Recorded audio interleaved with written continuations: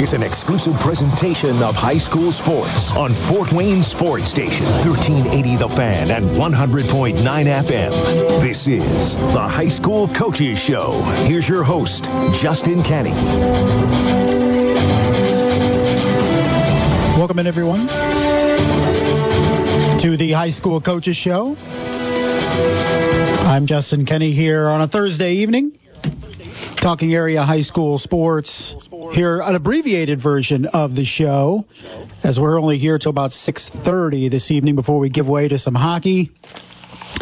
And plenty of which to talk about here over the next half hour or so, as we got a lot to talk about, a lot to go over, and we're going to start it off here in just a couple minutes.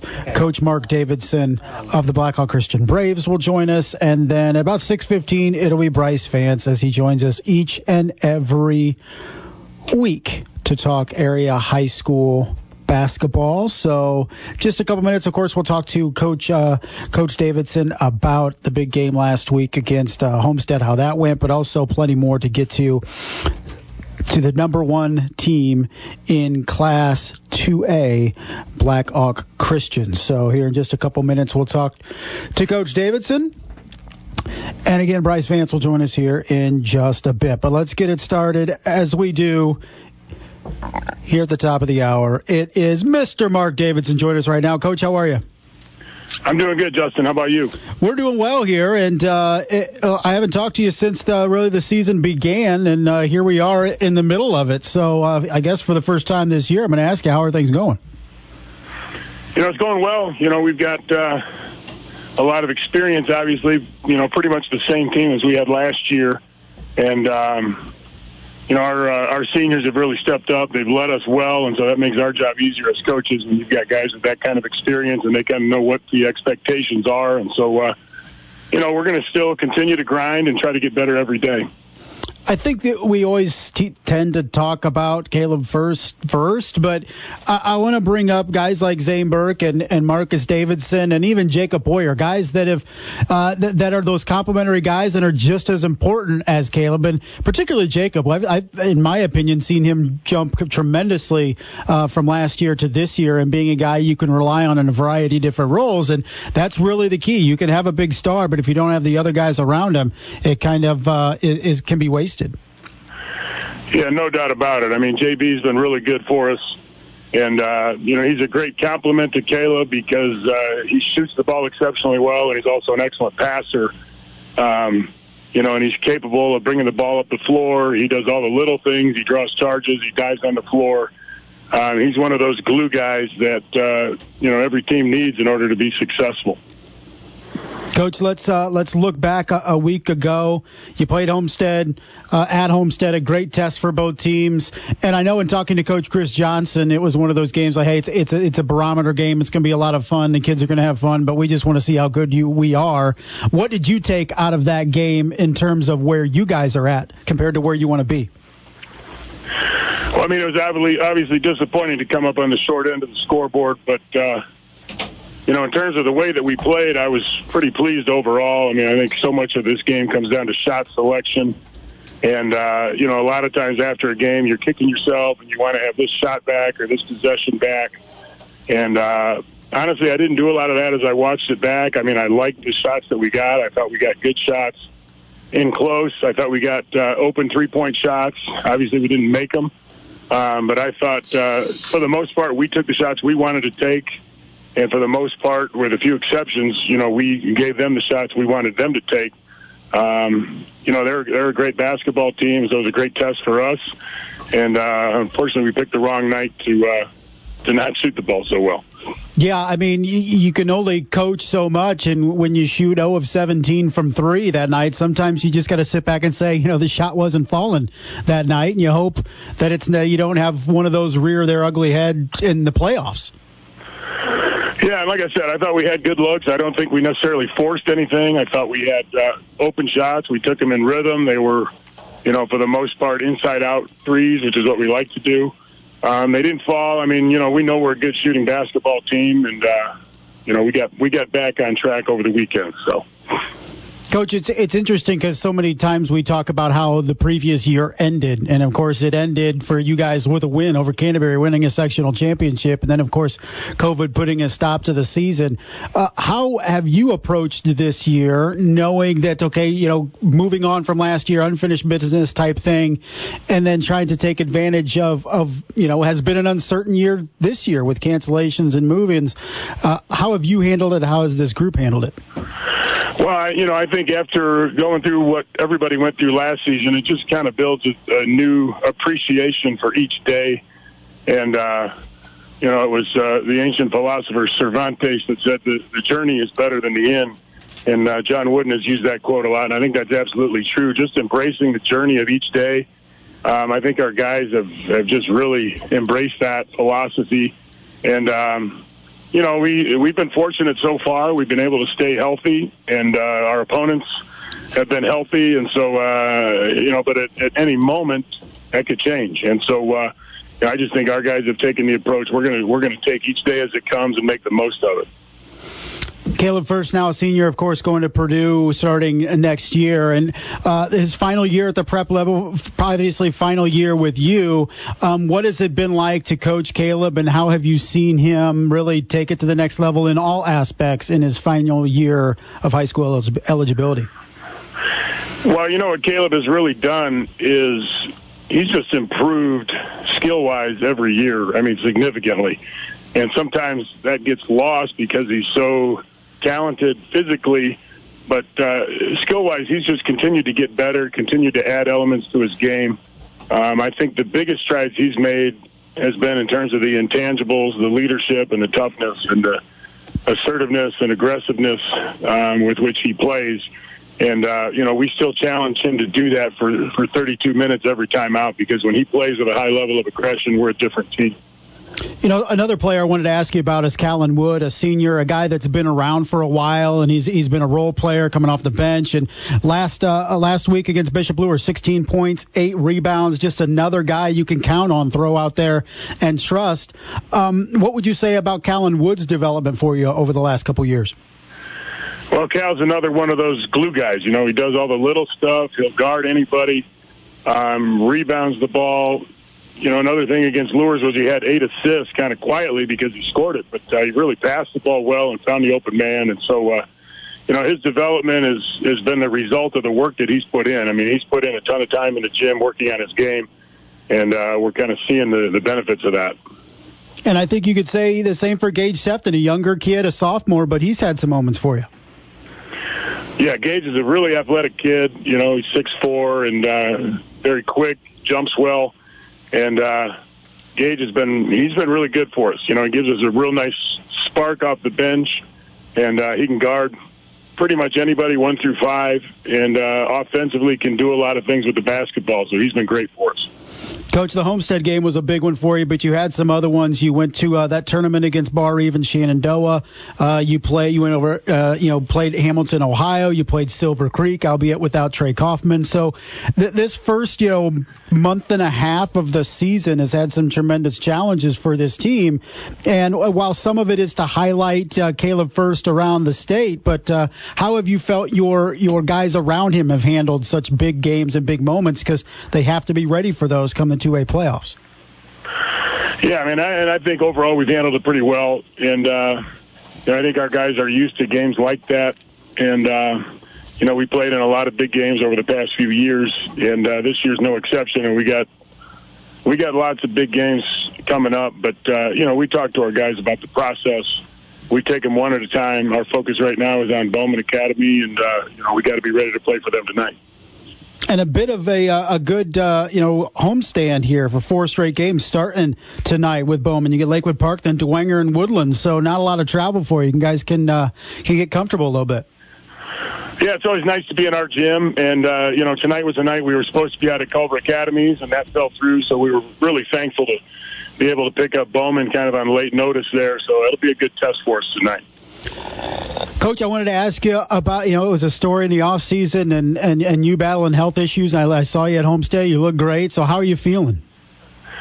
I tell you, Justin, I feel great. I really do. My energy is great, and I'm starting to get some weight back. I had lost about 50 pounds, and I think I think I've put back close to 30, of what I would call pretty good weight. There's a verse in the Bible that says his mercies are new every morning. And that verse means more and more to me all the time. And I'm just thankful for the opportunities that God has given me, to impact lives of young men through the game of basketball. And I just want to embrace each day. And, Coach, of course, your side gig, bodybuilding, and those competitions, are you going to be able to fully get back to what you were doing? Yeah, my plan is to get back to it. I'm not a bodybuilder. I'm a competitive strongman. There's a massive difference. But what's the difference? Tell us, Coach. Well, bodybuilding is strictly physique, what you look like. Strongman is moving weight. Yeah. Typically odd objects, And so, yeah, I'm hoping to compete again. I mean, my training's going well. I'm not where I was before surgery, but I'm getting stronger every day. So, I remember watching those on the old ESPN with Magnus for Magnuson. Oh yeah, he was a beast. Oh yeah, yeah. I mean, it's amazing. The weight those guys are moving anymore is ridiculous. I mean, you got guys deadlifting over 1,000 pounds, which is absolutely crazy. But there's a lot of strong people out there. How do you train? And we're getting kind of in the weeds here, but how do you train for things when, like you said, it's such awkward objects or difficult objects that aren't laying around all over the place? Is the principles the same despite what you're lifting? Yeah, there's some carryover. I've got a strongman gym in Huntington that I go to when I need to use some special equipment, and I've got some of that stuff of my own that I've accumulated over the years, but. There's carryover. You just get in there and move some heavy stuff, and you're going to see some carryover for sure. All right, Coach. You get a game tonight against Bowman. I know the JV game starts here in about 20 minutes. So what do you want to see from your group here tonight and heading into the weekend? You got Lakewood Park as well this week. Well, we got to handle their pressure. I mean, they're a team that likes to pressure in the full court and in the half court. They get it up and down, and so we got to handle their pressure. We definitely got to rebound the basketball. So we'll see. All right, buddy. Good talking to you. Congratulations, 11-1 start. Great job. Keep it going. We'll catch up to you, all right? All right. Thanks, Justin. Take care. That was Coach Marc Davidson, Blackhawk Christian Braves. His team 11-1 here on the season, number 1 in Class 2A. Of course, their lone loss at Homestead last Tuesday, a 72-60 setback against the Spartans, in a game that was closer than that throughout. It was just the double whammy of Fletcher Lawyer getting hot in the fourth quarter, hitting a trio of threes for Homestead, and as we mentioned with Coach Davidson, 0 for 17 from range for Blackhawk Christian. And as Coach said, they had good looks. It wasn't like they were rushing shots and trying to shoot over guys. They had some good, clean looks from outside and just could not knock them down. And sometimes you just, like I said, you just kind of have to sit back and say, it's just not our night. These shots are not falling. And that's definitely what it was. I thought Blackhawk Christian played a phenomenal game. Both of those teams, state caliber teams, in my opinion. Blackhawk Christian in 2A and Homestead, of course, in 4A. And the undefeated Spartans will get a tremendous challenge this weekend. They will play Northside on Friday, but the big one coming up against Lawrence North, the number 1 team in Class 4A, also undefeated. So number 1 versus number 2 coming up on Saturday. Would have been a great game for everybody to go out to. But unfortunately, with COVID, we're not going to be able to do that. So it's at Lawrence North, a 5:30 tip-off estimated on Friday. So, Saturday. So it's a big game, obviously. Homestead and Lawrence North, battle of undefeateds. Homestead sitting at 14-0, and Lawrence North is 13-0. Of course, Jack Kiefer, longtime coach of Lawrence North, now with 833 career wins for Jack Kiefer, 772 at Lawrence North in his 45th season with the Wildcats. We're going to take a break. Brice Vance will join us after the break, and it's an abbreviated version of the High School Coaches Show. We got hockey coming up at the bottom of the hour. He is John Graham. I'm Justin Kennedy on 1380 The Fan, 100.9 FM. The Rocket Mortgage Super Bowl Squares Sweepstakes is back. Every time the score changes, someone wins $50,000. Plus, 2 grand prize winners will win $500,000 they could use toward their dream home. See rules and enter for free at RocketMortgageSquares.com. Rocket Mortgage, official mortgage sponsor of Super Bowl 55. No purchase necessary. Legal residents of the 50 U.S. and D.C. of age of majority. Ends February 4th. Licensed in all 50 states. And wireless companies try to lure you in with a new phone just to lock you into a contract. not Simple Mobile. If you have a great smartphone you love, you can get a powerful nationwide 5G network without the contract. Just text the word BYOP to 611-611 to see if your phone's compatible. Simple Mobile. Out with the old, in with the simple. Message and data rates may apply. Visit simplemobile.com/privacy policy for privacy policy and the terms and conditions at simplemobile.com/terms and conditions. Compatible 5G capable device and SIM required. Actual availability, coverage, and speed may vary. 5G network not available in all areas. 5G upload speeds not yet available. The future depends on teachers. Every day, teachers are shaping our tomorrows, starting their students on journeys that will change the course of history. Right now, in a classroom somewhere in the United States, there's a teacher inspiring a future scientist who will make preventing pandemics their life's work, sharpening the mind of an aspiring environmentalist who will help combat climate change, and generating possibilities for a student who will be the first in their family to graduate college. It all starts with teachers who meet challenges with creativity, who reinvent education for the future, who work towards a school system that lifts up every child, regardless of race, income, or zip code, and to enable the full potential of our students, our communities, and our country. Explore a career that leaves a legacy you can be proud of. Shape the future. Teach. Learn more and receive free support at teach.org.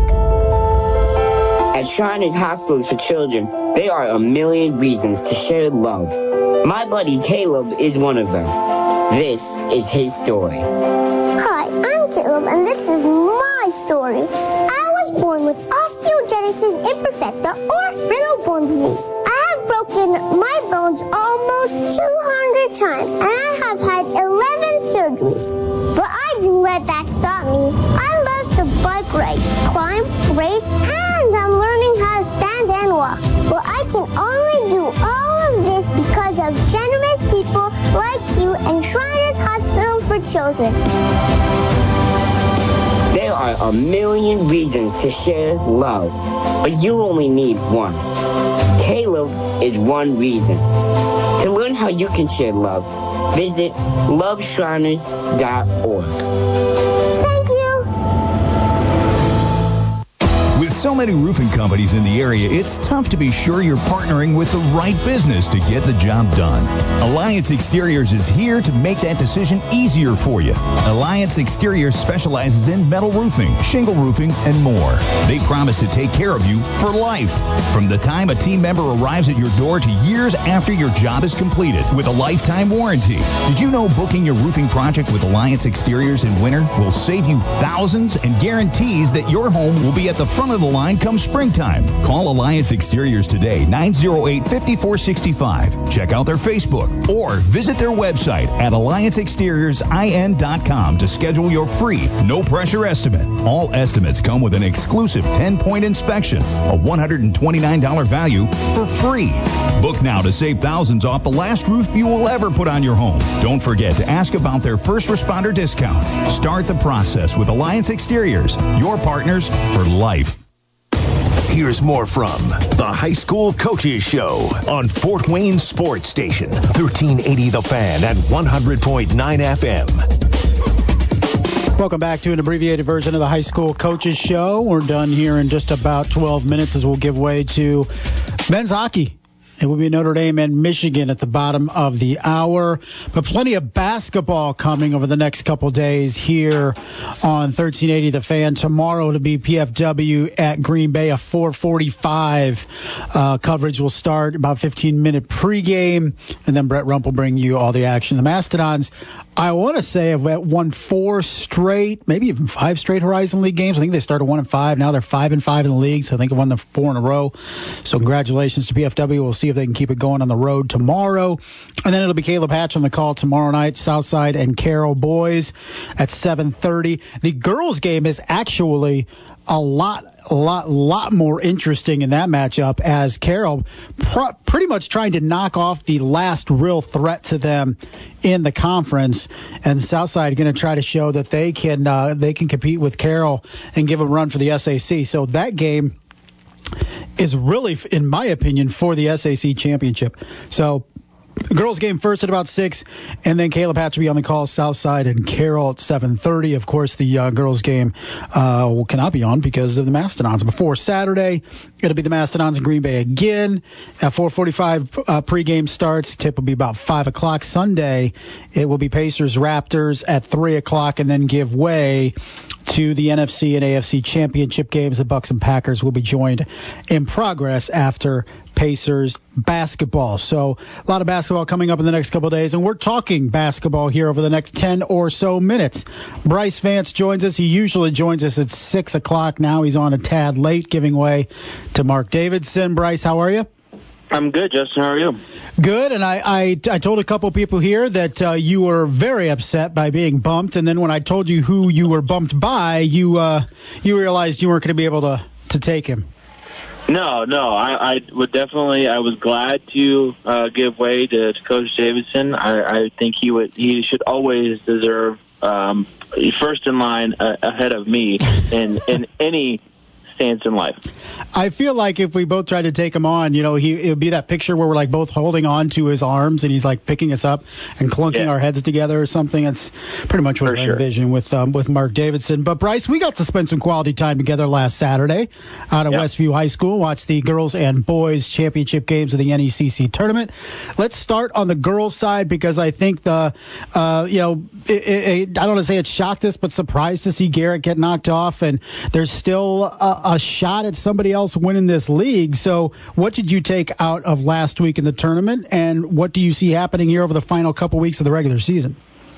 The tournament was a little shocking in that Angola was able to go all the way through and pretty much put their foot on everybody's neck the whole way through. They had a difficult road to get through, beating Eastside, Garrett, Fairfield, and Lakeland, all good teams, all teams at the top half of the conference. So it was a difficult road for them. And like we talked about, I believe, last week going into those games, that they're just playing really well right now. They're playing their best of the season, and this is the time of year where everybody wants to be playing their best. And it really feels like some of those freshmen and sophomores that are starting to be mixed into the fold for Coach Burlingame, I think they're really starting to have an impact and helping out and complimenting Lauren Leach and Hannah Knoll. They're playing really aggressive, and that's what Angola has been, kind of been known for here over the last, handful of years, with Appleton and now Burlingame kind of continuing that on. And for as far as the conference race coming down here in the last couple weeks here, I think the game that's going to decide it is tomorrow night here at West Noble. Yeah. That I was just talking with Coach Lapadot to confirm earlier that if they win at least a share of the conference if they beat West Noble, because everybody else would have 2 or more losses. So Garrett is definitely coming in looking for a statement saying, hey, we're still here at the top of the conference. Yes, we didn't perform well in the conference tournament, but we're still at the top of this conference, and they have a good challenge with West Noble to prove it. And West Noble, equally, they can, if they knock off Garrett, they can have a chance to at least share the conference title and maybe win it, because Garrett still has to face Fremont and Lakeland next week. So there's a lot of conference scenarios that are still up in the air in the NECC and should make these final 2 weeks fun games to watch. Yeah, you mentioned Lakeland, maybe that sneaky team. They get all the way to the championship game in the NECC tournament and lose to Angola, but it's a 16-win team, and it gets a shot at Garrett in the season finale. So depending on what tomorrow holds, that could be a very important game. Yeah, for sure. I think that game is going to be equally important. It could have conference race implications, but it also could be, it's your last game going into the postseason, and both those teams are going into Class 3A sectionals that are going to be difficult. Lakeland is in a sectional with Central Noble, West Noble, and is going to be challenged every single night. I think the sectional is on their home floor this year. And then Garrett has to face, the likes of Concordia, Angola. So both those teams want positive momentum going into the postseason. And that game next Friday should definitely prove who is going to be going into with more momentum.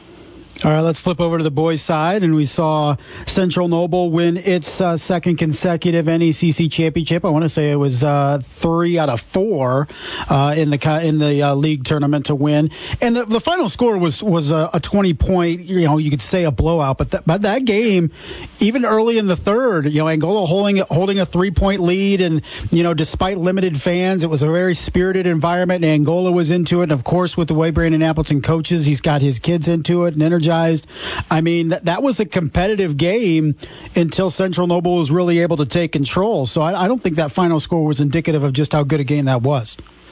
No, definitely you're right. And I think that Angola was feeding off of the energy from the crowd, as you mentioned, limited as it was.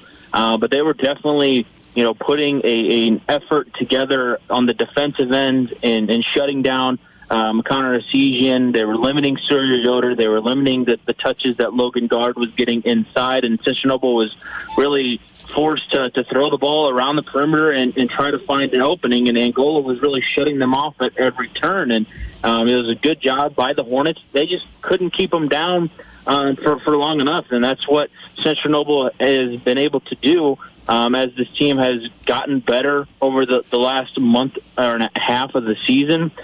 They've been able to, even though they've been maybe kept down at certain points in games, they're really finding ways to, get over certain humps and take leads and take control of games and really finish off games. And that's what has been really impressive about John Bodie's team here recently. Yeah, and a big win, a tournament win for Central Noble, but a big week, a big 7 days coming up. They get Eastside and then Cherubusco. And when you look at the NECC standings, it's Westview and Eastside, the lone undefeated, Central Noble and Cherubusco with 1 loss. So if Central Noble can take that momentum they got last week, and with wins that included over Cherubusco and Westview, included as well as Angola, these 7 days could be very interesting for Central Noble as they try to storm back to get to the top of the league standings. Yeah, I mean, for sure. I mean, it's going to be, I think, a difficult road for Central Noble the rest of the way. I think Westview still has to play Eastside, but as we talked before, they probably got their 2 biggest challenges in Cherubusco and Central Noble out of the way early. Even though Westview is scuffling right now, they're not looking great offensively.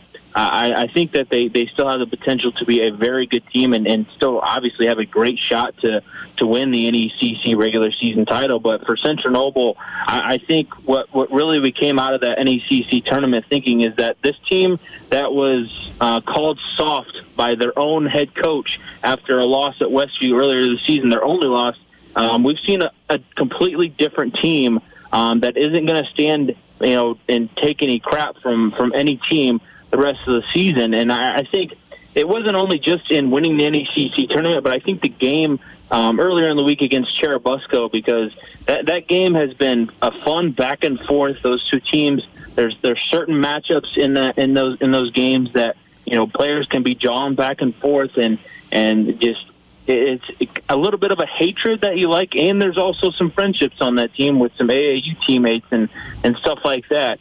It's a fun little rivalry that I think has blossomed here in the recent years, where it's been kind of down. Both those programs have been up and down, but right now it's a really fun matchup, and next Friday should be a fun night. All right, real quick, Caleb, Brice. We have Leo taking on East Noble in a couple days. Then they go to Northside. And then that random Wednesday game at Huntington North that could very well decide the NE8 next Wednesday. What do we think about that one? Can Huntington North give Leo a challenge? I think so. I'm going to be at the East Noble Leo game this weekend, and I'm going to not really save my, judgment for whether they cannot, because I think Huntington North can, pull off the upset. I think we've talked a numerous amount of times that there's a group of teams in the NE8 on the boys' side that can, maybe just one of them can just jump up and get Leo on any given night, and that could really shake up the conference a little bit. And maybe it's Noble this Saturday. They've been playing well. They lost on a buzzer beater to Huntington North just a couple of weeks ago, so they have the potential, I think, to do it if you catch Leo on an off night. And I think there's quite a few teams in the conference that can do it, even though the conference race is coming down to just a few more games for all these teams. All right, buddy. Hey, appreciate the time as always. Thanks for checking in with us. We'll catch you next week, hopefully back at 6 o'clock. We'll see what we can do. All right. Thanks, Justin. That was Brice Vance of KPC Media Group joining us. That's going to do it for us. We give way to NCAA hockey. It's Notre Dame and Michigan coming up after the break. Podcasts by Federated Media. Podcasts by Federated Media.